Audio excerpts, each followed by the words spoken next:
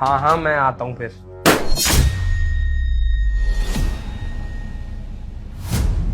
अरे ये कैसी आवाज थी दिव्या?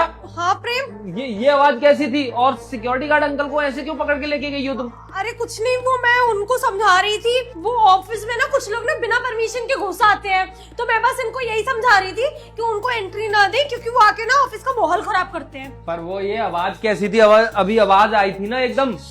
हाँ वो आवाज पता नहीं कहाँ से आई थी। मुझे ऐसा लगता है अंदर ना किसी ने ना अपनी फाइल गिरा दी होगी, उसकी आवाज होगी। अरे वो सब ठीक है, चलो जो भी है अपन अंदर चलते हैं। तुम वहां जाके क्यों खड़ी हो गई? अब बात हो तो गई। 1 मिनट रुक जाओ, वहीं रहना तुम। वो मैं ना कुछ सोच रही थी, मैं कुछ सोच रही थी। तुम ना जरा फोन में चेक करके बताओ कि कल वाला जो प्रोजेक्ट था वो कंप्लीट हुआ या नहीं हुआ। देख रहा हूँ। हाँ हो चुका है। अरे मैडम, और कितना बेवकूफ बनाओगी? ये देखो साहब, आपकी पत्नी ना आपको बेवकूफ बना रही थी। वो कोई गर्भवती वगैरह नहीं है, ऐसे ही गुब्बारा लगा के वो आपको दिखाती थी साहब। क्या दिव्या, ये सब क्या है? तुम्हारा तो अभी इतना पेट निकल रहा था, वो सब कहाँ गया है? और तुम ये गुब्बारा लगाती हो? हाँ सर, वो बैलून ही लगाती हैं। आपको बुरा ना लगे इसलिए मैंने इसमें ये सुई लगा के उसको फोड़ के बताया था कि आपकी पत्नी आपको कैसे बेवकूफ बना रही है कई दिन से। दिव्या क्या ये सब? और कितने टाइम से तुम मुझे बेवकूफ बना रही हो? पिछले 8 महीने से तुम इसी तरीके से मुझे बेवकूफ बनाई जा रही हो। मैं सोच रहा था हमारे घर में बेबी आएगा और तुम मुझे पागल बना रही हो। क्यों कर रही हो ऐसा? तो मैं और क्या करूं प्रेम, हम दोनों इस ऑफिस में साथ में काम करते हैं। तुम्हें प्रमोशन मिल जाता है, अब जब मेरे प्रमोशन की बारी आई है तो तुम मुझे बोल रहे हो कि हमें अपनी फैमिली को आगे बढ़ाना चाहिए। अरे अगर ये बच्चा हो जाएगा तो मुझे तो घर बैठना पड़ेगा ना। मैं कैसे मैनेज करूंगी ऑफिस और ये साथ में? तुम तो नहीं छोड़ोगे ना अपनी नौकरी उस बच्चे को संभालने के लिए?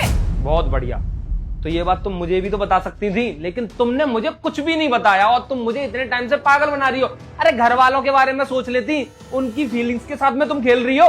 और घर वाले मेरी फीलिंग्स के बारे में क्यों नहीं सोचते? अरे इतनी मेहनत करती हूँ मैं इस ऑफिस के अंदर, दिन रात बस इसी कोशिश में लगी रहती हूँ कि मुझे प्रमोशन मिल जाए। हम लोग साथ में मिलके अच्छी कमाई करें, अच्छी सेविंग्स करें, उसके बाद में फैमिली प्लानिंग का सोचेंगे ना। बट सिर्फ और सिर्फ तुम्हारी फैमिली ने तुमसे कह दिया कि फैमिली को आगे बढ़ाते हैं, तो तुमने भी मुझे प्रेशराइज करना शुरू कर दिया। मैं अभी इस चीज के लिए तैयार नहीं हूँ प्रेम। देखो दिव्या, तुम्हें मुझे बताना चाहिए था। तुम्हें इतने टाइम से ये नाटक करती आ रही हो, अब मैं एकदम से परिवार को बताऊंगा कि दिव्या सिर्फ नाटक कर रही थी, तो वो लोग क्या सोचेंगे ये तो सोच लेती। मुझे कुछ समझ में नहीं आ रहा है। मैं सच में तुम्हें या किसी को भी धोखा देना नहीं चाहती थी, बस मुझे नहीं समझ आ रहा था मैं इस चीज से कैसे डील करूं। मम्मी जी से तो मैंने कई बार मना किया था कि मुझे अभी ऑफिस पे ध्यान देना है, पर वो मुझे ताने देती थी कि तुम हमेशा ऑफिस थोड़ी ना जाओगी, कभी तो फैमिली बढ़ाने के बारे में सोचोगी। अब मैं क्या करती मुझे नहीं समझ आ रहा था, इसलिए मैंने झूठ बोल दिया। देखिए साहब, हम तो गरीब लोग हैं, लेकिन आप तो पढ़े लिखे और समझदार लोग हैं। अब जो मैडम कह रही है उनका भी बात एकदम सही है। आप थोड़ा सा सोचिए, मैडम पे भी आंच ना आए और ये कंपनी में भी आपकी जॉब ना जाए, कुछ ऐसा करिए साहब। और वो साहब, एक बार हमने मैम साहब को ऐसे ही बलून फुलाते हुए देख लिया था, तो हमें लगा कि आपको ये बात पता होनी चाहिए, इसलिए हमने ये सब किया। हमें माफ कर दीजिए सर, हमसे कोई गलती हो गया हो तो। नहीं कोई बात नहीं, हाँ तुम्हारी वजह से मेरी पत्नी का सच सामने आया है और जो भी उसके मन में बात थी वो भी आई है। देखो दिव्या, अब कैसे भी करके घर वालों को तो समझाना पड़ेगा। तुम ऐसा करो, 2-4 दिन के लिए ना अपने घर चली जाओ, तो मैं मम्मी पापा को सब कुछ समझा दूंगा। जब यहाँ पर नॉर्मल हो जाएगा, जब तुम आ जाना, फिर चलो चलते हैं ऑफिस।